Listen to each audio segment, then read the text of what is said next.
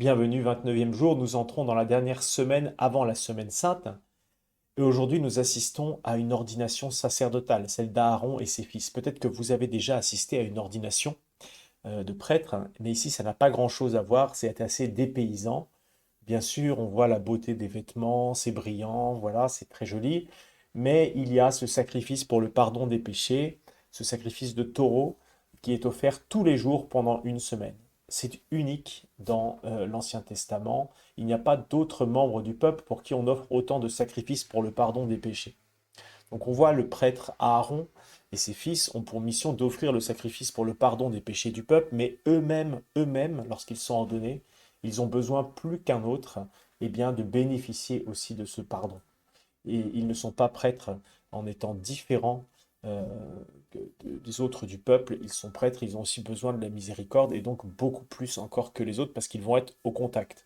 Vous savez, c'est comme ces personnes qui passent dans des terrains radioactifs qui mettent des espèces de combinaisons anti-radiation qui se désinfectent 3 fois à l'entrée, 3 fois à la sortie.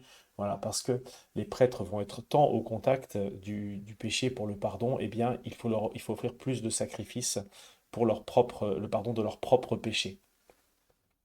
Et il y a un lien, bien sûr, entre les prêtres de l'Ancien Testament et du Nouveau. Euh, on le sait, lorsque Jésus apparaît dans l'Évangile de Jean au chapitre 20 à ses disciples, on nous dit, il souffle sur eux, le ressuscité souffle sur eux, il leur dit, à ceux à qui vous remettrez les péchés, ils seront remis, à ceux à qui vous les maintiendrez, ils seront maintenus. Et donc, voilà, cette mission continue, mais cette fois-ci, c'est plus juste un sacrifice euh, parmi tant d'autres qui est offert, c'est le sacrifice de Jésus lui-même pour le pardon de nos péchés.